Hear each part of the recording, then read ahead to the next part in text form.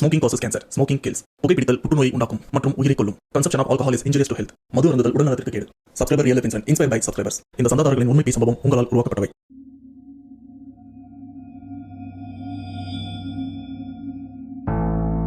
Hi வணக்கம், welcome to channel back to rewind. Subscriber real life இன்சிடென்ட்ல இன்னைக்கு நாம ரொம்ப நாள் கழிச்சு ஒரு ரத்த காட்டேரியோட சம்பவத்தை பற்றி தான் பார்க்க போகிறோம். அண்டு இதுக்கு முன்னாடி சம்பவத்தெல்லாம் அவங்க லைஃப்பில் நடந்ததை அப்படியே ஸ்டார்டிங் இன்ட்ரோ வச்சு சொல்லிட்டு இருந்தேன். பட் இந்த ஒரு இன்சிடென்ட்டை எப்படி சொல்கிறதுன்னு தெரியல, அதனால் டேரெக்டாக சம்பவத்துக்குள்ளே போயிடலாம். பட் இது ஒரு ரத்த காட்டேரியோட சம்பவம். அதுக்கு முன்னாடி இந்த மாதிரி பேய் சம்பவம் உங்கள் லைஃப்பில் நடந்திருக்கா? அப்படி நடந்ததுன்னா அதை நீங்கள் என்கிட்ட ஷேர் பண்ணணும்னு நினச்சிங்கன்னா டிஸ்பிளேல தெரியிற இந்த வாட்ஸ்அப் நம்பருக்கு உங்கள் லைஃப்பில் நடந்த அந்த பேய் சம்பவத்தை ஒரு வாய்ஸ் நோட்டாக எனக்கு நீங்கள் ஷேர் பண்ணுங்கள். அப்படி நீங்கள் ஷேர் பண்ணது உண்மை சம்பவம் உண்மையிலே தெரியலிங்க அந்த கண்டிப்பாக நம்ம சேனலில் போஸ்ட் பண்ணுறேன். ஸோ ஒரு பேசாமல் வீடியோவில் போகலாம். நீங்கள் நம்ம சேனல் புதுசுனா மறக்காம சேனல் சப்ஸ்கிரைப் பண்ணுங்கள், பெல் பட்டன் கிளிக் பண்ணுங்கள். இப்போ நம்ம வீடியோவில் போகலாம்.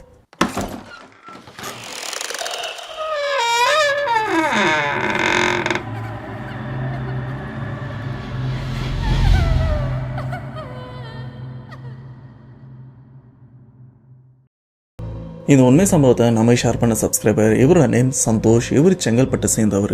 அண்ட் இந்த திகில் சம்பவம் சந்தோஷ் இவருக்கு நடக்கல, இவருடைய குடும்பத்தில் இவரோட அக்காவுக்கு தான் இந்த ஒரு சம்பவமும் 2015 நடந்திருக்கு. அண்ட் 2015 படி சந்தோஷ் இவரும் ஸ்கூலில் படிச்சுட்டு இருக்காரு, இவங்க அக்காவும் ஸ்கூல் தான் படிச்சுட்டு இருக்காங்க. சொல்ல போனா 2015 ஆரம்பிச்ச அந்த ஒரு சம்பவம் 2025 இப்போ வரைக்கும் அந்த ஒரு பேய் சம்பவம் அவங்கள விட்டு போகலன்னு தான் சொல்லணும். இன்னமும் அந்த பிரச்சனையில மாட்டிக்கிட்டு தான் இருக்காங்க. அது என்ன ஏது அப்படின்றத இப்போ டீட்டெயிலாக பார்க்கலாம். சரியா 2015 செங்கல்பட்டு. இந்த சம்பவத்தை நம்ம ஷேர் பண்ண சந்தோஷ் 2015 படி அவர் 10வது படிச்சுட்டு இருக்காரு, அவங்க அக்கா 12th படிச்சுட்டு இருக்காங்க. அண்ட் 2015 சந்தோஷ் இவங்க வீடும் கட்டிட்டு இருக்காங்க, ஆல்மோஸ்ட் கட்டி முடிச்சுட்டாங்க. அப்படி கட்டி முடிச்ச அந்த வீட்டில் அவசர அவசரமா இவங்களும் குடியேறாங்க. இருந்தாலும் அந்த வீட்டில் இந்த கிரகப்பிரவேசம், இந்த கணபதி பூஜை அப்படின்னு எந்த விதமான விஷயங்களும் பண்ணாம அவங்களும் அந்த வீட்டுக்கு குடியேறிட்டு இருக்காங்க. இது மட்டும் இல்லாம இவங்க புதுசா போயிருக்காங்கல்ல புது வீடு, அந்த வீட்டில் கொஞ்சம் கரண்ட் பிரச்சனையா இருக்கு. பவர்லாம் இருக்கு, ஆனா திடீர்னு கரண்ட் போயிடும், திடீர்னு கரண்ட் வரும். அட சந்தோஷ் இவங்க அக்கா நேம் ஹரிணி, அந்த சமயம் 12வது படிச்சுட்டு இருக்காங்களே, அதுவும் இல்லாம எக்ஸாம் வந்துட்டு இருக்கு. இந்த மாதிரி கரண்ட் அடிக்கடி கட் ஆகுது அப்படின்னு அவங்களும் அந்த விளக்கேற்றி வச்சு அந்த வெளிச்சத்தில் தான் படிச்சுட்டு இருக்க. இப்படியே நைட்டும் வருது, படிப்பெல்லாம் முடிச்சுட்டாங்க. சரி இன்னும் கரண்ட் வரல, கண்டிப்பா வீட்டுக்குள்ள தூங்க முடியாது, ஆனா வீட்டுக்கு பின்னாடி நிறைய இடம் இருக்கு, நம்ம குடும்பத்தோட வீட்டுக்கு பின்னாடி தூங்கலாம் அப்படின்னு சந்தோஷ் அவங்க அக்கா அம்மா அப்பா எல்லாருமே வீட்டுக்கு பின்னாடி படுத்துட்டு இருக்காங்க. ஸோ இப்படி நல்லா தூங்கிட்டு இருக்கும்போது சந்தோஷ் இவங்க அக்காவுக்கு நடுராத்திரி முழிப்பும் வருது. முழிப்பு வந்ததுக்கான காரணம் அவங்களுக்கு இயற்கை உபாதை, பாத்ரூம் போலாம் அப்படின்னு எந்திரிக்கிறாங்க. இது மட்டும் இல்லாம சந்தோஷ் இவங்க செங்கல்பட்டோட அந்த ஒரு கிராம பகுதியில் தான் இருந்துட்டு இருக்காங்க. அந்த சமயம் 2015 படி பார்த்தீங்கன்னா அவங்க இருக்கிற அந்த ஏரியால வீடு அதிகமா இருக்காது. ஒரு வீடுங்கிறதுனா அடுத்த வீடு இருக்காது, 2 வீடு தள்ளி தான் ஒரு வீடு இருக்கும். அந்த மாதிரி நிறைய இடம் காலியாக தான் இருக்கும். சந்தோஷ் இவங்க வீடும் அந்த இடத்துல தனியாக இருக்க, கொஞ்சம் தள்ளி தான் அடுத்தடுத்த வீடும் இருந்திருக்கு. இது கூடவே அவங்க வீட்டில் பாத்ரூம் ஃபெசிலிட்டி அந்த சமயம் கிடையாது. இப்போ நடுராத்திரி எந்திரிச்ச சந்தோஷ் இவங்க அக்காவான ஹரிணி இவங்க பாத்ரூம் போகலாம் அப்படின்னு கொஞ்சம் வீட்டுக்கு வெளிப்பக்கம் தான் போகிறாங்க. அங்கே இடம் கொஞ்சம் காலியாக இருக்கு. இவங்களும் அந்த சைடு நடந்து போயிட்டே இருக்கும்போது திடீர்னு அந்த இடத்துல யாரோ நிற்கிறதையும் பார்க்குறாங்க. ஐயோ இங்கே ஆள் இருக்காங்களே, இப்போ நம்ம என்ன பண்ணுறது அப்படின்னு இவங்களும் அப்படியே கொஞ்சம் தயக்கத்தோட யோசிக்க, அப்போதான் ஹரிணி இவங்களுக்கும் தோணுது, இந்த நேரத்தில் இங்கே யார் இருக்கா அப்படின்னு. அங்கே நிற்கிற அந்த ஆளை கொஞ்சம் நல்லா ஒத்து பார்க்கும்போது இவங்களுக்கும் தெரியுது, அங்கே நிற்கிறது ஏதோ காற்றுல மிதங்குற மாதிரியும் இருக்குது. சொல்லப்போனால் இந்த தரையில் கால் படாமல் இருந்தால் எப்படி இருக்கும், அந்த மாதிரி தான் அந்த உருவமும் இருக்குது. இதை தூக்க கழகத்தில் பார்த்த ஹரிணி இவங்களுக்கு உண்மையிலேயே அங்கே நிற்கிறது மனுஷன் தானா, இல்லை நம்ம கண்ணுக்கு தூங்கி எந்திரிச்சதுனால இப்படிலாம் தெரியுது அப்படின்னு அவங்களும் கண்ணெல்லாம் கசக்கிட்டு பார்த்ததுக்கு அப்புறம் தான் அங்கே நிற்கிற அந்த நபர் ரொம்பவே கிளியராக தெரியுறாங்க. அது உண்மையிலேயே நபர் கிடையாது, அது ஒரு பேய். ஏன்னா இவங்க பார்த்தா மாதிரி அந்த உருவம் அதோட கால் வந்து பார்த்தீங்கன்னா தரையிலே படலை, மிதங்கிட்டும் இருக்கிற மாதிரி இருக்கு. அண்டு நல்லா கொஞ்சம் அப்படி லைட்டாக போயிட்டு கிட்ட மூஞ்ச பார்க்கும்போது தான் தெரியுது, இந்த முகப்பகுதி கிழிச்சா எப்படி இருக்கும் அந்த மாதிரி தான் அந்த மூஞ்சும் கிழிஞ்சிருக்கு. அண்ட் மூஞ்சி ஃபுல்லாக ரத்தமாகவும் இருக்கு. இது மட்டும் இல்லாமல் அந்த வாயெல்லாம் பார்த்தீங்கன்னா ரொம்பவே கூர்மையான பற்கள்லாம் வந்து அந்த முகம் கிழிஞ்சதுல ரொம்பவே கோரமாகவும் தெரிய, தலைமுடிலாம் அப்படி விரிச்சு போட்ட மாதிரியும் இருக்கு. அந்த தலைமுடியோட சில பகுதியில் ரத்தம்லாம் தெளிச்சு விட்டா அப்படி இருக்கும். அந்த மாதிரி ஒரு உருவம் தான் இப்போ அங்கேயும் நிற்குது. இதை பார்த்த ஹரிணி இவங்களுக்கு கை கால்லாம் நடுங்கவும் ஆரம்பிச்சிருச்சு. சொல்லப்போனால் அந்த சமயம் அவங்களால கத்த கூட முடியலை. இது எல்லாமே என்ன மாதிரி சூழலில் நடக்குதுன்னு பார்த்தீங்கன்னா பார்த்தீங்கன்னா அன்னைக்கு நடுராத்திரி பார்த்தீங்கன்னா முழு பௌர்ணமி. ஸோ அந்த முழு பௌர்ணமி அப்போ அந்த இடத்துல ஒரு வெளிச்சம், நிலா வெளிச்சம் இருக்கும் பார்த்தீங்களா, அந்த வெளிச்சத்தில் தான் இந்த உருவத்தை இவங்களும் தெளிவாக பார்த்துருக்காங்க. எப்படிப்பட்ட இந்த உருவத்தை பார்த்ததுக்கப்புறம் ஹரிணி இவங்களுக்கும் எப்பா நான் பாத்ரூம் கூட போகல அப்படின்னு சொல்லிட்டு அறக்க பறக்க அந்த இடத்துல இருந்து ஓடி வந்து பின்னாடி அப்பா அம்மா தம்பிலாம் படுத்துருக்காங்கல்ல, சைலண்டாக நடுவில் படுத்துக்கிறாங்க. அண்ட் நீங்கள் பார்த்த இந்த ஒரு விஷயத்தை பற்றி அப்பா அம்மா கிட்ட மூச்சு கூட விடலை, ஏன்னா அவங்க நல்லா தான் தூங்கிட்டு இருக்காங்க. ஹரிணி இவங்களும் அப்படியே பெட்ஷீட்டை இழுத்து போத்திட்டு அந்த பயத்தோட அந்த நடுக்கத்தோட படுத்துட்டே இருக்க இப்போ வரைக்கும் இவங்க தூங்குறதுக்கு தான் முயற்சி பண்ணிட்டு இருக்காங்க. ஏன்னா அந்த உருவத்தை பார்த்துட்டாங்கல்ல. அப்படி படுத்துட்டே இருக்கும்போது பார்த்தீங்கன்னா ஏதோ ஒன்று தூரத்தில் நடக்கிற சத்தம் மாதிரியும் கேட்குது, ஏதோ ஒன்று தூரத்துலேருந்து நடந்து வர சத்தம் மாதிரியும் கேட்குது. ஆனால் அந்த சத்தம் எப்படி இருக்குன்னு பார்த்தீங்கன்னா 2 காலை வச்சு நடந்தா எப்படி இருக்கும் அப்படி இல்லை, வெறும் தும் தும் தும் அப்படின்னு இந்த மாதிரி சத்தம் தான் கேட்குது. இப்போ ஹரிணி இவங்களுக்கும் என்ன பண்ணுறதுன்னு தெரியல. ஏன்னா இதுவரைக்கும் இவங்க வாழ்க்கையில் இந்த பேய் பிசாஸ் அப்படின்ற ஒரு விஷயத்த வந்து கேள்விப்பட்டிருக்காங்க. இவங்களுக்கு நடந்திருக்கு, அங்கே நடந்திருக்கு, வேற ஊரில் நடந்திருக்கு அப்படின்னு கேள்விப்பட்டிருக்காங்க. பட் தான் லைஃப்பில் ஃபர்ஸ்ட் டைமாக நடக்கும்போது இவங்களுக்கு அந்த ஒரு விஷயத்த எப்படி எடுத்துக்கிறதுன்னு தெரியல. ஏன்னா இவங்க அப்போ வெறும் 12வது தான் படிச்சுட்டும் இருக்காங்க.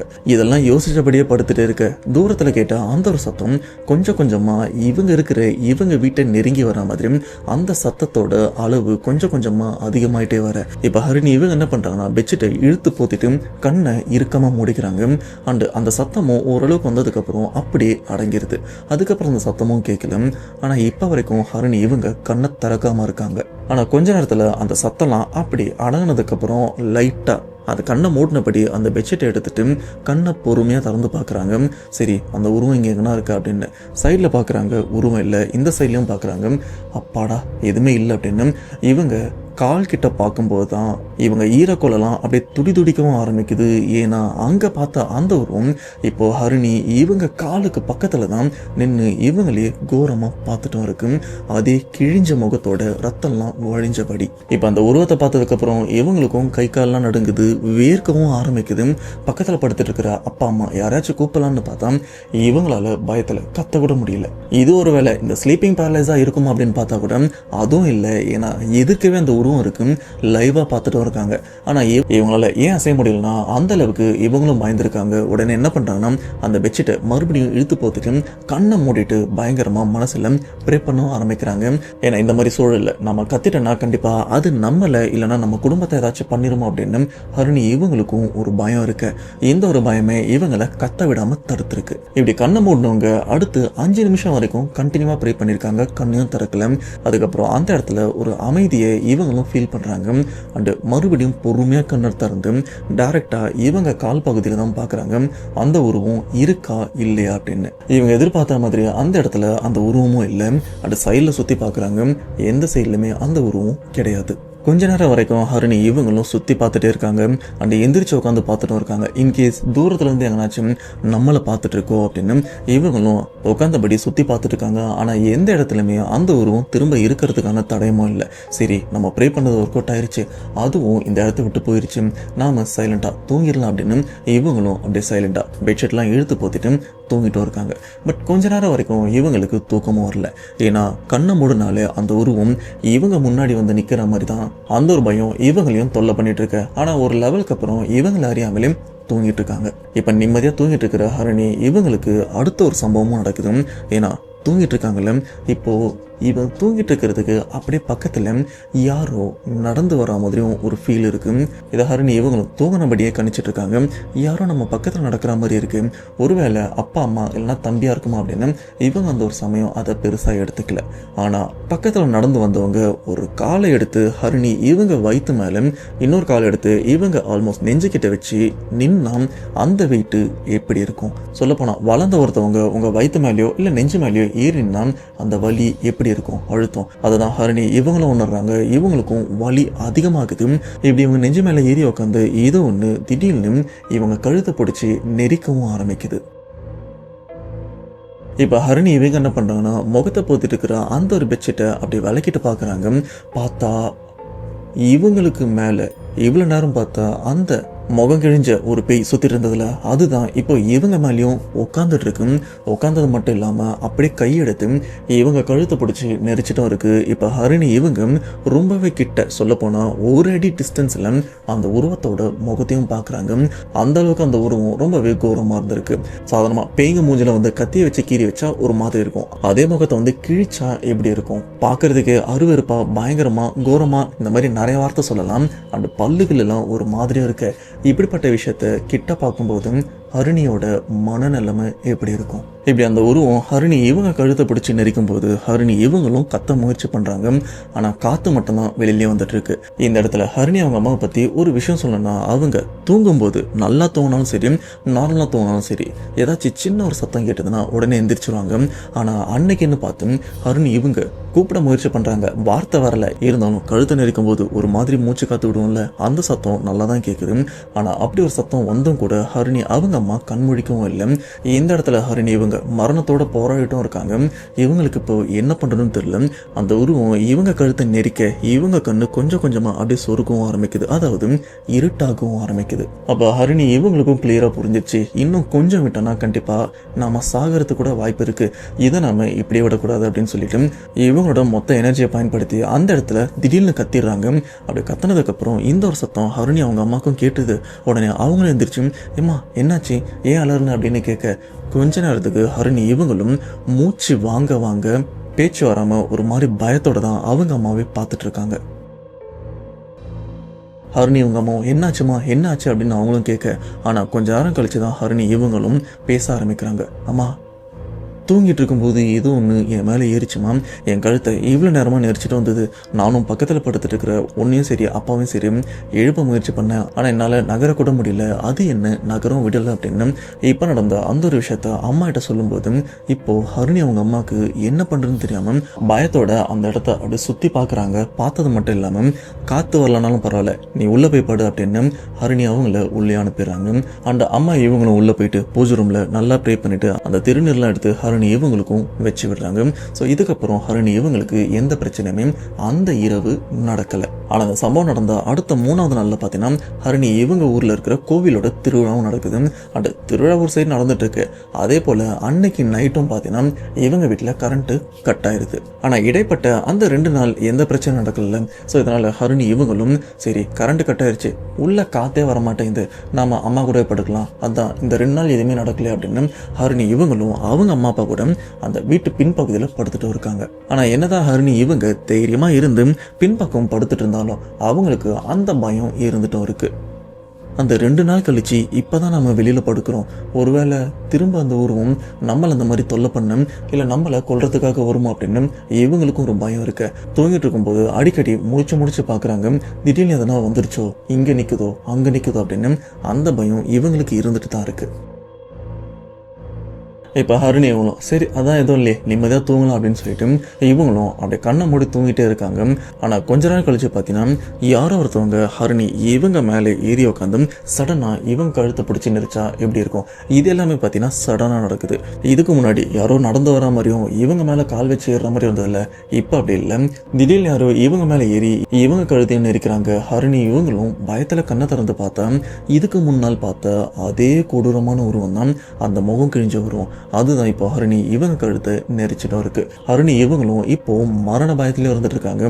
இன்னைக்கு நாம பொழைப்போமா மாட்டோமா அப்படின்னு இவங்களுக்கும் சுத்தமா ஐடியா இல்லை. அதை நான் முன்னாடியே சொல்லியிருப்பேன், அன்னைக்கு இவங்க ஏரியாவில் இருக்கிற கோவிலில் திருவிழா அப்படின்னு. இதனால ஹரிணி இவங்களும் மனசுல கடவுளை நினைச்சு நல்லா ப்ரே பண்ணிட்டு இருக்கும்போது பார்த்தீங்கன்னா தூரத்துல கோவில்ல இந்த பம்பை மேலாம் அடிப்பாங்கல்ல, அந்த ஒரு சத்தம் ஹரிணி இவங்க வீட்டுக்கு கேட்கல, ஏன்னா கோவில் கொஞ்சம் தூரம் தள்ளி தான் இருக்கு. ஆனா திடீர்னு அந்த மேல அடிக்கிற சத்தம்லாம் கேட்குது. அந்த சத்தம் எப்படின்னா தூரத்துல இருந்து அந்த மேலம் அடிச்சுட்டு அப்படி இவங்க ஏரியாக்குள்ள வளம் வந்தா எப்படி இருக்கும் அந்த மாதிரி சத்தம் தான் கொஞ்சம் கொஞ்சமா கிட்ட கேட்க, அப்படி வந்தா அந்த ஒரு சத்தம் ஒரு லெவலுக்கு அப்புறம் ஹரிணி இவங்க வீட்டு வாசல்லையும் கேட்குது. ஆனா கேட்குற அந்த ஒரு சத்தம் அந்த வீட்டை விட்டு நகர்ந்த மாதிரியும் இல்லை, அந்த வீட்டு வாசல் நின்றுதான் அந்த மேலத்தை ரொம்பவே வேகமாகவும் அடிச்சிட்டு இருக்காங்க. இப்படி மேல அடிக்கிற சத்தத்தை கேட்ட ஹரிணியோட அப்பா அம்மா இவங்க 2 பேருமே தூக்கத்துல இருந்து முழிச்சு எந்திரிச்சும் உட்காடுறாங்க. ஆனா இப்போ வரைக்கும் அப்பா அம்மா இவங்க 2 பேருமே பக்கத்துல துடிச்சிட்டு இருக்கிற ஹரிணி இவங்களை திரும்பி பார்க்கல. ஏன்னா சத்தம் அந்த சைட்ல இருந்து வந்துட்டு இருக்கு. அப்பா அம்மா 2 பேருமே அந்த சைடு பார்த்துட்டு இருக்காங்க. ஹரிணி இவங்களுக்கு இந்த சைடுல தான் படுத்துட்டு இருக்காங்க. இப்ப வீட்டுக்கு வெளியில மேல அடிக்கிற அந்த ஒரு சத்தம் அப்படியே வீட்டுக்குள்ள வர மாதிரியும் கேக்குது.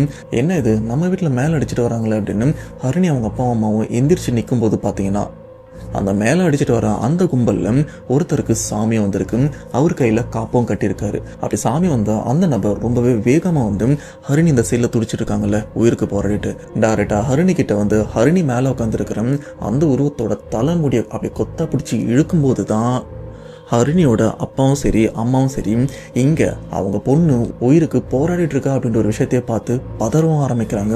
அப்போது அந்த சாமி வந்த அந்த நபரும் அந்த உருவத்தை இழுத்து பிடிச்சிட்டு, யார் நீ, எதுக்கு நீங்கள் வந்து, எதுக்கு என் குடும்பத்தை தொல்லை பண்ணுறேன், உனக்கு இங்கே என்ன வேலை அப்படின்னு கேட்டுகிட்டே இருக்க. ஆனால் அங்கே இருக்கிற அந்த உருவமும் வந்து ரொம்பவே சீரவும் ஆரம்பிக்குது. அதாவது அடங்காமல் ஒரு மாதிரி ஆடும் பார்த்தீங்கன்னா அந்த மாதிரி அந்த உருவமும் பண்ண அது ஒரு லெவலுக்கு அப்புறம் அந்த உருவம் எல்லாத்தையும் அப்படியே தட்டிட்டு இந்த இடத்த விட்டு வேகமாக ஓடி திடீர்னு இவங்க கண்ணு முன்னாடி மறைஞ்சிருது. இப்படிப்பட்ட விஷயத்த இங்கே இருக்கிற எல்லாருமே பார்த்து அதிர்ச்சி அடைகிறாங்க. ஹரிணி இவங்களுக்கு இதை பற்றி சொல்கிறதுக்கு வார்த்தையும் இல்லை. ஏன்னா அவங்கள கம்பேர் பண்ணும்போது ஹரிணி இவங்க தான் இப்போது மரண பீதியில் இருந்துட்டு இருக்காங்க. இப்போ இந்த சாமி வந்த நபரும் என்ன சொல்கிறாருன்னா, எனக்கு ஒரு மஞ்சள் துணியும் வேணும், ஒரு எலுமிச்சை பழம் ஒத்த ரூபாவும் வேணும் அப்படின்னு சொல்லும்போது ஹரிணி அவங்க அம்மாவும் ஒரு மஞ்சள் துணி எடுத்துகிட்டு வராங்க. அந்த எலுமிச்சை பழம், அந்த ஒரு பாக்கான் இதெல்லாம் எடுத்துகிட்டு வந்ததுக்கப்புறம் அந்த மஞ்சள் துணியை அப்படியே கிழிச்சு கையில் காப்பு மாதிரி கட்டுவாங்களே அந்த மாதிரி சின்ன துணியில் எலுமிச்சை பழம் ஒரு ரூபா இதை வச்சு சுற்றி நல்லா மந்திரிச்சு ஹரிணி அவங்க அம்மா கையிலையும் கொடுக்குறாங்க. இதை நீ உன் பொண்ணு கையில் கட்டு அப்படின்னு சொல்லும்போது ஹரிணி அவங்க அம்மாவும் ஹரிணி இவங்க கையிலையும் கட்டி விடுறாங்க. கட்டி விட்டதுக்கப்புறம் அந்த சாமி வந்த நபரும் அடுத்த 3 நாள் வரைக்கும் இதை இவ கையிலேருந்து கழுடாமல் பார்த்துக்கோ அப்படின்னும் சொல்கிறாரு. ஸோ இதெல்லாம் சொன்னதுக்கப்புறம் அந்த சாமி வந்த நபரும் கூட வந்த நபரும் அப்படி எதுவுமே சொல்லிக்காம அந்த இடத்த விட்டும் கிளம்பி போயிடுறாங்க. இங்கே ஹரிணிக்கும் சரி அவங்க அப்பா அம்மாவுக்கும் என்ன பண்ணுறதுன்னு தெரில. இப்படி எந்த பிரச்சனையுமே இல்லாமல் 3 நாளும் போது இந்த 3 நாள் வரைக்கும் ஹரிணி இவங்களுக்கும் எந்த பிரச்சனையும் வராமல் நல்லா தான் தூங்குறாங்க. சரி 3 நாள் ஆயிடுச்சு, இந்த கையில் கட்டியிருக்கிற இந்த காப்பை கழட்டிடலாம் அப்படின்னு 3 நாள் முடிஞ்சதுக்கப்புறம் தான் அதை கழட்டுறாங்க. ஆனால் கழட்டின ஒரு சில மணி நேரத்தில் பார்த்தீங்கன்னா ஹரிணி இவங்களுக்கு பயங்கரமாக ஜுரம் அடிக்கவும் ஆரம்பிக்குது. சரி ஜுரம் வந்திருக்கு, ஹாஸ்பிட்டல் கூப்பிட்டு போகலாம் அப்படின்னு ஹாஸ்பிட்டலும் கூப்பிட்டு போகிறாங்க. அங்கே ஊசி போடுறாங்க, மருந்து எழுதி கொடுக்குறாங்க. ஆனால் எந்த விதமான முன்னேற்றமும் இல்லை. வேறு சில ஹாஸ்பிட்டலுக்கும் ட்ரை பண்ணுறாங்க. ஆனால் உடம்பு அந்த ஜுரம் வந்தது அப்படியே தான் இருக்குது. அப்போ ஹரிணி அவங்க அம்மா அப்பா என்ன பண்ணுறாங்கன்னா, பேசாமல் நம்ம குலதெய்வம் கோயிலுக்கு கூப்பிட்டு போகலாம் அப்படின்னு முனீஸ்வரர் கோயிலுக்கும் கூப்பிட்டு போகிறாங்க. அங்கே கூப்பிட்டு போயிட்டு என் பொண்ணுக்கு உடம்பு சரியாச்சுன்னா நான் ஆடு வெட்டுறேன் அப்படின்னு அவரும் வேண்டிக்கிறாரு. ஆனால் என்ன ஆனாலும் ஹரிணி இவங்க உடம்புல வந்து எந்த விதமான முன்னேற்றமும் இல்லை. அந்த ஹரிணியோட சித்தப்பா மாமா இவங்க எல்லாருமே சொல்ற விஷயம், நீங்க ரெகுலரா கோயிலுக்கு போங்க, ஏன்னா இது இந்த மருந்து மாத்திரையால சரி பண்ற மாதிரி தெரியல, இது நீங்க கோயிலுக்கெல்லாம் போனா மட்டும்தான் இந்த ஒரு விஷயம் சரி பண்ண முடியும், இவளையும் காப்பாற்ற முடியும் அப்படின்னு சொன்னதுக்கு அப்புறம் ஹரிணி அவங்க அம்மா அப்பா நிறைய கோவிலுக்கும் ஏறி இறங்குறாங்க.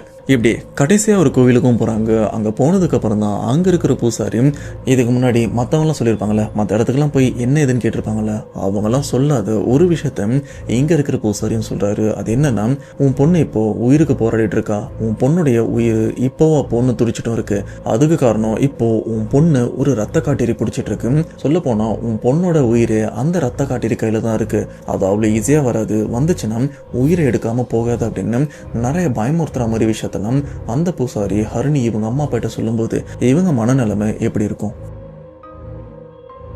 அப்போ ஹரிணி அவங்க அம்மா கேட்குறாங்க, இதை சரி பண்ணோன்னா நாங்கள் என்ன பண்ணணும், ஏதாச்சும் பண்ணி என் பொண்ணை காப்பாற்றுங்க அப்படின்னு சொல்லும்போது, ஒன்றும் இல்லைங்க, இதை பண்ணணும்னா கண்டிப்பாக இந்த பொருள்லாம் வாங்க வேண்டியிருக்கும், நீங்களே வாங்கி கொடுங்க, அதுக்கு இவ்வளோ செலவாகும் அப்படின்னு சொல்லும்போது ஹரிணி அவங்க அப்பா அம்மாவுக்கும் என்ன பண்ணுறதுன்னு தெரியல. ஏன்னா 2015 அந்த சூழ்நிலைப்படி அவங்க கிட்ட பெருசாக சேமிப்பு அப்படின்னு எதுவுமே கிடையாது. ஆனால் ஹரிணி அவங்க அப்பா என்ன பண்ணுறாருன்னா, அப்படி இப்படி இருக்கிறதெல்லாம் விற்று ஓரளவுக்கு பணத்தை ரெடி பண்ணுறாரு. ரெடி பண்ணி அந்த பூசாரி சொன்ன மாதிரி அந்த பொருட்கள்லாம் வாங்கிட்டு போயிட்டு அந்த பூஜையெல்லாம் பண்ணுறாரு. அதாவது அந்த ரத்த காட்டி வந்து ஊற்ற சடங்கு இதெல்லாம் பண்ணி முடிச்சதுக்கு அப்புறம் ஹரிணி இவங்க கையில வந்து ஒரு கயிறும் கட்டி விடுறாங்க. அப்போ அந்த பூசாரி சொல்ற விஷயம், உங்க பொண்ணு கையில கண்டிப்பா இந்த கயிறு இருந்தே ஆகணும், ஏன்னா நான் பண்ணிருக்கிற விஷயம் தற்காலிகமா தான் அந்த காட்டேரி உங்க பொண்ணு நெருங்காம பண்ணியிருக்கேன், இந்த ரத்த காட்டேரியை வந்து பர்மனண்டா உங்க பொண்ணை விட்டு துரத்தணும்னா அதுக்கு நிறையவே செலவாகும், உங்க குடும்பத்தாலையும் இப்போ அந்த அளவுக்கு முடியாது, இப்போதைக்கு தற்காலிகமா பண்ண வேண்டிய விஷயத்த பண்றேன் அப்படின்னு அந்த குடும்பத்துக்கிட்ட சொல்லிட்டு தான் இந்த ஒரு விஷயத்தையும் பண்ணியிருக்காங்க. அதுக்கேற்ற மாதிரி ஹரிணி இவங்க கையிலையும் அந்த ஒரு கயிறை கட்ட இப்படி இப்படியே ஒரு சில மாதம் வந்து பார்த்தீங்கன்னா எந்த பிரச்சனையுமே இல்லாமல் ஹரிணி இவங்களும் நல்லபடியாக ஸ்கூலுக்கு போகிறதா இருக்கட்டும், படிக்கிறதா இருக்கட்டும், நல்லா தூங்குறதா இருக்கட்டும், இந்த மாதிரி விஷயம்லாம் அவங்க வாழ்க்கையில் நல்லபடியாக தான் நடந்துட்டுருக்கு. ஆனால் ஒரு சில மாதத்துக்கு அப்புறம் பார்த்தீங்கன்னா கையில் கட்டினா அந்த ஒரு கயிறு கொஞ்சம் இத்து போயிருச்சா இல்லை என்னன்னு தெரியல, ஹரிணி இவங்களுக்கு தெரியாமலே அந்த ஒரு கயிறு இவங்க கையை விட்டு அருந்து எங்கேயோ விழுந்துட்டு இருக்கு. இப்படி கையில் கட்டின அந்த ஒரு கயிறு அருந்தது கூட தெரியாமல் அன்னைக்கு ஹரிணி இவங்க என்ன பண்ணுறாங்கன்னா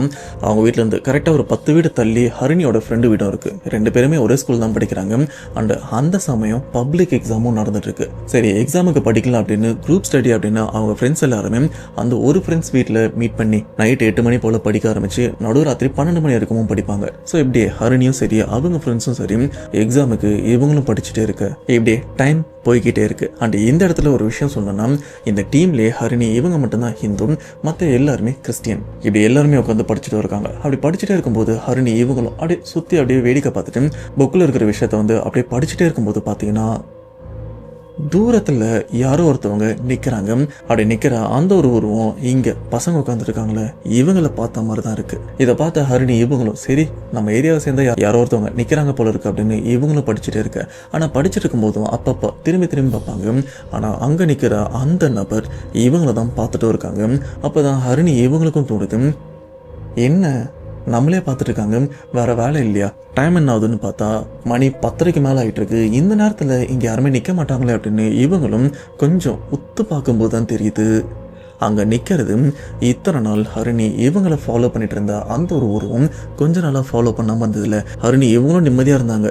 திடீர்னு அந்த உருவம் திரும்ப வந்துருச்சு அப்படின்னு தெரியும் போதும் ஹரிணி இவங்க கையெல்லாம் நடுங்கவும் ஆரம்பிக்குது. அப்போதான் ஹரிணி இவங்க கையே பார்க்குறாங்க, இவங்க கையில் அந்த கயிறு எங்கேயோ அருந்து விழுந்துருச்சு அப்படின்னு. ஸோ இதனால தான் அந்த உருவம் இங்கே வந்திருக்கு அப்படின்னு. ஸோ இப்போ ஹரிணி இவங்களும் பயந்துட்டு இருக்க. இந்த பயம் இவங்க முகத்தில் ரொம்பவே தெளிவாக தெரிஞ்சிருக்கு. இந்த இடத்துல ஹரிணி இவங்க மட்டும்தான் ஹிந்து, அவங்க ஃப்ரெண்ட்ஸ் எல்லாருமே கிறிஸ்டின் சொன்னல. அதில் ஃப்ரெண்டோட அண்ணன் ஒருத்தரும் அவருக்கும் எக்ஸாம்பிள் இருக்கு, வேற ஒரு எக்ஸாம். ஸோ அதனால் அவரும் அங்கே உட்காந்து படிச்சுட்டு இருக்க. எதாச்சா ஹரிணி இவங்களையும் பார்க்குறாங்க. ஹரிணி இவங்களை பார்க்கும்போது என்ன இந்த பொண்ணு எதையோ பார்த்து பயந்த மாதிரி இருக்காளே அப்படின்னு அண்ணன் வரும். ஹரிணி இவங்க எங்கே பார்க்குறாங்கன்னு பார்த்தா அண்ணன் இவருக்கு தெளிவாக தெரியுது. ஏன்னா அந்த அண்ணன் இந்த கடவுள் சம்மந்தப்பட்ட விஷயத்தில் வந்து ஈடுபாடு ரொம்பவே அதிகமாக கொண்டவர். டெய்லி பைபிள் படிக்காமல் தூங்கவே மாட்டார். ஸோ அதனால் அண்ணன் இவருக்கும் கிளியராக தெரிஞ்சிச்சு. அப்போ அண்ணன் சொல்கிற விஷயம் சரி படித்ததெல்லாம் போதும், டைம் ஆயிடுச்சு, எல்லாருமே வீட்டுக்கு கிளம்புங்க, மற்றதெல்லாம் நாளைக்கு பார்த்துக்கலாம் அப்படின்னு இப்போதைக்கு எல்லாருமே இங்கேருந்து கிளப்பி விடவும் பார்க்குறாரு. ஆனால் கூட இருக்கிற மற்ற எல்லாருமே அண்ணே டைமே இன்னும் ஆகலை, இன்னும் படிக்க வேண்டியது நிறைய இருக்குது அப்படின்னு சொல்ல. பட் அண்ணன் இவரோ இல்லைம்மா இதுக்கப்புறம் இங்கே இருக்க வேண்டாம் கிளம்பலாம் அப்படின்னு சொல்ல. ஆனால் ஹரிணி இவங்களும் வந்து அந்த பயத்தெல்லாம் கண்ட்ரோல் பண்ணிட்டு அண்ணா இன்னும் கொஞ்சம் படிக்க வேண்டியிருக்குன்னு சொல்லும் போதும் அவரும் புரிஞ்சுக்கிறாரு. சரி அவளே கொஞ்சம் நார்மல் ஆகிட்டா, சரி படிங்க, ஏதாச்சும் அன்கம்ஃபர்டபுளாக ஃபீல் பண்ணிங்கன்னா கிளம்பிடலாம் அப்படின்னு சொல்ல. இதுக்கப்புறம் எல்லாருமே திரும்பவும் படிக்க ஆரம்பிக்கிறாங்க. அப்படி படிச்சுட்டு இருக்கும்போது அண்ணன் இவரும் அடிக்கடி ஹரிணி இவங்களை லைட்டாக பார்க்குறாரு. திரும்பவும் ஹரிணி அங்கே இருக்கிற அந்த உருவத்தை பார்த்து பயப்படுறாங்களா எப்படின்னு. அவட கூட இருக்கிற அண்ணனும் சரி இது எங்கே தான் போய் முடியுதுன்னு பார்க்கலாமே அப்படின்னு அவரும் பொறுத்துட்டு இருக்காரு. இப்படியே நைட்டு 11:30 மணி ஆகுது. அப்போ திடீர்னு ஹரிணி அவங்க அம்மா வந்துடுறாங்க. ஏமா நீ படித்தது போதும், அப்பா திட்டாரு, வா போய் தூங்கலாம், மிச்சதெல்லாம் நாளைக்கு பார்த்துக்க அப்படின்னு ஹரிணி இவங்களை இங்கேருந்து கூட்டிகிட்டு போக. இப்போ ஹரிணி அவங்க அம்மா 2 பேருமே ஃப்ரெண்டு அவங்க வீட்டிலேருந்து அப்படியே நடந்து போக ஆரம்பிக்கிறாங்க. அப்படி நடந்து போகும்போது அங்கே சைடில் அந்த உருவம் பார்த்தாங்களே அந்த உருவம் இப்போது இவங்க பின்னாடியும் நடந்து வருது. இதில் ஒரு ஹைலைட்டான விஷயம் என்ன தெரியுமா, ஆல்ரெடி ஹரிணி இவங்க அம்மாவுக்கு தெரிஞ்சிருக்கு அந்த உருவம் இங்கே தான் இருக்குது அப்படின்னு. அப்போ ஹரிணி சொல்கிறாங்க அம்மா ஏதோ ஒன்று ஃபாலோ பண்ணுற மாதிரி இருக்குன்னு சொல்ல, ஏய் அதெல்லாம் எதுவும் பேசாத, திரும்பி பார்க்காம என் கூடவா அப்படின்னு சொல்லி ஹரிணி இவங்களை தரன்னு இழுத்துட்டும் போகிறாங்க. இப்படி விறுவிறுன்னு வீட்டுக்கு வந்துடுறாங்க. வீட்டுக்கு வந்ததுக்கப்புறம் ஹரிணி அவங்க அம்மா பூஜை ரூமுக்கு போயிட்டு திருநீர்லாம் எடுத்து ஹரிணி இவங்களுக்கும் வச்சு சரி தூங்கு, எதுவுமே யோசிக்காத, சைலண்டாக தூங்கு அப்படின்னு சொல்லிடுறாங்க. இதுக்கப்புறம் எல்லாருமே வீட்லேயும் தூங்க. ஆனால் அந்த ரத்த காட்டேரி இதுக்கப்புறம் வீட்டுக்கு வந்து ஹரிணியாக இருக்கட்டும், அவங்க அம்மாவாக இருக்கட்டும், அவங்க அப்பா எல்லாருமே போட்டு அழுத்தவும் ஆரம்பிக்குது. சொல்லப்போனால் கொல்றதுக்கும் முயற்சி பண்ணுது. இந்த ஒரு விஷயம் அடுத்தடுத்த நாள் நடந்துட்டும் இருக்க. ஆனால் ஒரு லெவலுக்கு அப்புறம் இந்த சம்பவத்தை நமக்கு ஷேர் பண்ணாரு தம்பியான சந்தோஷ். அவர் யோசிக்கிற விஷயம் எங்கள் வீட்டில் இருக்கிற எல்லாருக்குமே இந்த ஒரு விஷயம் நடக்குது, அந்த உருவம் எல்லாருமே அழுத்திட்டே இருக்கு. ஆனால் ஏன் எனக்கு மட்டும் இந்த சம்பவத்தை இப்போ நான் போஸ்ட் பண்ணுறல, இப்போ வரைக்கும் எனக்கு அந்த உருவம் எதுவுமே பண்ணலையே. ஏன்னா நான் நைட் டைமில் இந்த காடு மேடு அப்படின்னு நிறைய இடத்துக்கு நான் சுற்றிருக்கேன். ஆனால் இப்போ வரைக்கும் அந்த உருவம் ஏன் என்ன எதுவுமே பண்ணலை அப்படின்னு சந்தோஷ் இவரும் ஒரு குழப்பத்தில் இருந்துட்டு இருக்காரு. இந்த இடத்துல சந்தோஷ் இவரை நினைச்சு சந்தோஷப்படுறதா இல்லைன்னா அந்த ரத்த காட்டேரி ஏண்டா உன்கிட்ட தானே வரல, சொன்னல இப்ப வரம்பாரு அப்படின்னு இவரை வந்து ஏதாச்சும் தொல்லை பண்ண போதா அப்படின்னு என்ன யோசிக்கிறதுனே தெரியல. அதுக்கேற்ற மாதிரி வீட்டுல அம்மா அப்பா சந்தோஷ் இவரை டேய் நைட் டைம்ல எங்கேயுமே வெளில போவாத, தனியா எங்கேயும் வெளில போவாத, அது உச்சி வெயிலா இருக்கட்டும் சாயங்காலமா இருக்கட்டும், வயசு பையன் நீ வெளில எங்கேயும் போக கூடாது அப்படின்னு இவர் இவ்வளோ வார்ன் பண்ணிருக்காங்க. ஆனா அதுக்கேற்ற மாதிரி சந்தோஷ் இவரும் வீட்டுல பேச்சு கேட்டு அடங்கிதான் உட்காந்துருக்காரு. வேணும்னே போய் அந்த உருவத்தை பார்க்கணும் அப்படின்லாம் இவர் சுத்தனதில்லை. பட் இவருக்குள்ள இருக்கிற ஒரே கேள்வி ஏன் என்ன மட்டும் எதுவும் தொல்லை பண்ணல அப்படின்னு. இதுக்கப்புறம் ஹரிணி இவங்களுக்கும் நாளுக்கு நாள் பிரச்சனை அதிகரிச்சுட்டே போயிட்டே இருக்கு. வீட்லயும் பிரச்சனை அதிகரிச்சுட்டே போயிட்டே இருக்கு. அந்த வீட்டில் எந்த விதமான நல்ல காரியங்களும் நடக்கிற மாதிரி தெரியல. எது எடுத்தாலும் அபசகுணத்தில் தான் முடிகிற மாதிரி நிறைய பிரச்சனைகளும் நடக்க. அப்போ ஹரிணியோட அப்பா அம்மா என்ன பண்றாங்கன்னா இதை எதையாச்சும் வித்து நாம சரி பண்ணிடலாம் அப்படின்னு இவங்களும் அக்கம் பக்கத்துல நல்லா விசாரிச்சு செங்கல்பட்டு சரௌண்டிங்ல இருக்கிற வேற ஒரு கோயிலுக்கும் போறாங்க. இவங்க அந்த கோயில் உள்ள போனதுக்கு அப்புறம் அங்க இருக்கிற அந்த பூசாரி ஹரிணி இவங்களை பார்த்த உடனே கண்டுபிடிச்சிடுறாங்க. ஏமா ரத்த காட்டேரி பிரச்சனையில தான் நீங்க வந்திருக்க, இங்க வாங்கன்னு சொல்லி அவங்களையும் கூப்பிட்டு உட்கார வச்சு அதுக்குண்டான விஷயங்களையும் பேச ஆரம்பிக்கிறாங்க. ஆக்சுவலா இந்த இடத்துல உண்மையிலேயே ஹரிணி இவங்களுக்கு ரத்த காட்டேரி பிரச்சனை மட்டும்தான் இருக்கான்னு கேட்டீங்கன்னா அது மட்டும் இல்ல. ஹரிணி இவங்க பின்னாடி கிணத்துல விழுந்து இறந்து போன ஒரு வயசு பையனோட ஆன்மாவும் அதுவும் துர்ஆன்மாவும் இவங்களை பின்தொடர்ந்து இவங்க உயிரை எடுக்கிறதுக்காகவும் துடிச்சிட்டு இருக்கு. ஆனா அந்த இறந்து போன பையனோட ஆன்மா எப்படி ஹரிணி இவங்களை பிடிச்சதுன்னா அந்த பையன் அவங்க ஒரு கழனியில இருக்கிற பெரிய கிணத்துல குளிக்கலாம் அப்படின்னு போயிருக்கான். பட் எதிர்பாராத விதத்துல தண்ணியில முங்கி இறந்து போயிட்டு இருக்கான். அப்படி இறந்ததுல இருந்து அவனோட ஆன்மா அந்த கழனி காட்டு பக்கம் தான் சுத்திட்டு வந்திருக்கு. அந்த பக்கம் ஹரிணி இவங்களும் எதிர்ச்சியா போயிருக்காங்க. போன இடத்துல கன்னி பொண்ணு அந்த பையனோட ஆன்மா பார்த்துருக்கு. பார்த்ததுனாலதான் பிடிச்சி இவங்களை விடாம துரத்துட்டு இருக்கு. இது கூடவே அந்த பூசாரி சொல்ற இன்னொரு விஷயம், நீங்க இன்னும் 3 நாள் பொறுமையா காத்திருந்து அதுக்கப்புறம் என்கிட்ட வந்திருந்தீங்கன்னு வைங்களேன், இன்னொரு உன் பொண்ணை கூப்பிட்டு வந்திருப்பீங்க. ஆனா உன் பொண்ணு உடம்புல உயிர் இருந்திருக்காது. ஏன்னா அவ செத்து போயிருப்பா. இப்ப கூட நீங்க லேட்டா தான் கூப்பிட்டு வந்திருக்கீங்க. ஆனா 3 நாள் கழிச்சு நீங்க கூப்பிட்டு வந்திருந்தீங்கன்னா அவளை என்னால காப்பாத்திருக்க முடியாது, வெறும் உடம்பு மட்டும் தான் இருந்திருக்கும் அப்படின்னு அவரும் பயமுறுத்துற மாதிரி சொல்லும் போது இந்த இடத்துல ஹரிணியோட குடும்பமே பீதியில இருந்துட்டு இருக்கு. என்னதான் பண்ணா இது என் பொண்ணை விட்டு போகும் அப்படின்னு கேட்க, ஒன்றும் இல்லைம்மா, இதுக்கு பேய் ஓட்டுற சடங்கும் பண்ணணும், இது மட்டும் இல்லாமல் உன் பொண்ணை வச்சு ஒரு கன்னி பூஜையும் பண்ணணும், இதெல்லாம் பண்ணால் மட்டும்தான் அது உன் பொண்ணை விட்டு போகும், எனக்கு பூஜை பண்ணுறதுக்கு இந்த பொருட்கள்லாம் வாங்கி கொடுன்னு சொல்லும்போது அவங்க அப்பாவும் அது எல்லாத்தையுமே வாங்கியும் கொடுத்துட்றாரு. வாங்கி கொடுத்ததுக்கப்புறம் இப்போ இந்த இடத்துல ஹரிணோட தம்பி இருக்கார்ல அவரை வீட்டுக்கு அனுப்பிடுறாங்க. ஏன்னா இந்த கன்னி பூஜை எல்லாம் பண்ணும்போது பையன் கூட இருக்கக்கூடாது அப்படின்னு அவரை வீட்டுக்கு அனுப்பிடுறாங்க. இப்போ இந்த இடத்துல ஹரிணி இவங்களை உட்கார வச்சு அந்த பேய் ஓட்டுற சடங்கும் நடத்தி அந்த கன்னி பூஜை எல்லாம் பண்ணிட்டு இருக்காங்க. அப்படி அந்த கன்னி பூஜையை பண்ணும்போது ஹரிணி இவங்களை பிடிச்சிட்டு இருக்கிற அந்த காட்டு ஏரியா அந்த பையனோட ஆன்மாவை இந்த இடத்துல வர வச்சு உங்களுக்கு என்ன வேணும் கொடுக்கறத மரியாதை வாங்கிட்டு இந்த இடத்த விட்டு போயிருங்க, இதுக்கப்புறமும் இந்த குடும்பத்தை தொல்லை பண்ணக்கூடாது அப்படின்னு சொல்ல. பட் இருந்தாலும் அந்த ஆன்மா நீ எது கொடுத்தாலும் நான் வாங்க மாட்டேன், எனக்கு தேவை இவளோட உயிர் தான், நீ என்ன பண்ணாலும் இவளை விட்டு நான் போக மாட்டேன், அப்படியே போனாலும் இவ உயிரை எடுத்துட்டு தான் போவேன் அப்படின்னு திமிருத்தனமாகவும் பேசிட்டு இருக்கு. இருந்தாலும் அந்த பூசாரி இவ உயிரை நான் எடுக்க விட மாட்டேன், இதுக்கு மேலே நீங்க இங்க இருந்தீங்கன்னா கண்டிப்பா உங்களை நான் தடம் தெரியாம அழிச்சிருவேன், மரியாதை இந்த இடத்த விட்டு போயிருங்க அப்படின்னு சொல்லும்போது அப்போ அந்த காட்டேரி சொல்ற விஷயம், இப்ப நான் இந்த இடத்த விட்டு போவேன், ஆனா கண்டிப்பா திரும்ப இவளை தேடி நான் வருவேன், அப்படி வந்தேன்னா இவ உயிரை எடுத்துட்டு தான் போவேன், அது யார் நினைச்சாலும் தடுக்க முடியாது அப்படின்னு சொல்லிட்டு இப்போ தற்சமயமா அந்த ரத்த காட்டேரி ஹரிணி இவங்களை விட்டும் நகர்ந்து போயிருக்கு. ஸோ இதுக்கப்புறம் அந்த கன்னி பூஜை எல்லாம் முடிச்சதுக்கு அப்புறம் ஹரிணி இவங்களையும் நல்லபடியா வீட்டுக்கு அனுப்புறாங்க. ஸோ இதுக்கப்புறம் ஹரிணி இவங்களும் ஸ்கூலும் முடிக்கிறாங்க, காலேஜும் முடிக்கிறாங்க. இவங்களுக்கு இப்போ கல்யாணம் ஆயிடுச்சு. பட் கல்யாணம் ஆனதுக்கு அப்புறம் கூட அந்த ரத்த காட்டேரி ஹரிணி இவங்களை பொசஸ் பண்றதுக்காக துடிச்சிட்டும் இருக்கு. சொல்ல போனா அந்த ரத்த காட்டேரி இன்னமும் இவங்க வீட்டுக்கு பக்கத்துல கொஞ்சம் தூரம் தள்ளி தான் இருக்கு. இப்பவும் ஹரிணி இவங்களுடைய வருகைக்காக தான் காத்துட்டும் இருக்கு. இன்னொரு விஷயம் சொல்ல போனா பர்மனண்டா அந்த ரத்த காட்டேரி இவங்களை விட்டு போயிடுச்சான்னு கேட்டீங்கன்னா போகல. இன்கேஸ் ஹரிணி அந்த பக்கம் ஏதாச்சும் போயிட்டு வந்தாங்கன்னா திரும்ப இவங்களை ஃபாலோ பண்ணிட்டு வரும். வந்ததுக்கு அப்புறம் ஏடாகூடமான விஷயங்கள் நிறையவே நடக்க வாய்ப்பு இருக்கு. இதுக்கப்புறம் ஹரிணி இவங்களும் அந்த பக்கம் போக மாட்டாங்க. அண்ட் அந்த ரத்த காட்டேரியும் இவங்களை பொசஸ் பண்ணாது அப்படின்னு பிடிஆர் சார்பா நம்மளும் ப்ரே பண்ணிப்போம். இதுதான் ஹரிணியோட தம்பியான சந்தோஷ் அவங்க அக்கா லைஃப்ல நடந்த சம்பவத்தை நமக்கும் ஷேர் பண்ணியிருக்காரு. அதை தான் இப்போ நாம தெளிவா பார்த்துருக்கோம். ஸோ ஹரிணி இவங்க லைஃப்ல நடந்த இந்த சம்பவத்தை கேட்கும்போது உங்களோட தாட் என்ன மறக்காம கமெண்ட் பாக்ஸ்லயும் மென்ஷன் பண்ணுங்க. அவ்வளவுதான் மக்களே, சம்பவம் கண்டிப்பா இந்த ஒரு காட்டேரி சம்பவம், அதுவும் செங்கல்பட்டு ரொம்ப நாள் கழிச்சு ரத்த காட்டேரியும் சரி செங்கல்பட்டும் சரி ஒன்னா சேர்ந்து வந்திருக்கு. ஸோ இந்த சம்பவத்தை கேட்கும்போது உங்களோட தாட் என்னது வந்து மறக்காம கமெண்ட் பாக்ஸ்ல மென்ஷன் பண்ணுங்க. அது மறக்காம நம்ம பேக் டு ரிவைன் சேனல்ல உங்க ஃப்ரெண்ட்ஸ் அண்ட் ஃபேமிலிக்கு மறக்காம ஷேர் பண்ணுங்க. ஷேர் பண்ணது மட்டும் இல்லாம சப்ஸ்கிரைபும் பண்ண சொல்லுங்க. அண்ட் நெக்ஸ்ட் ஒரு இன்ட்ரெஸ்டிங்கான வீடியோல கண்டிப்பா உங்களை வந்து நான் மீட் பண்றேன்.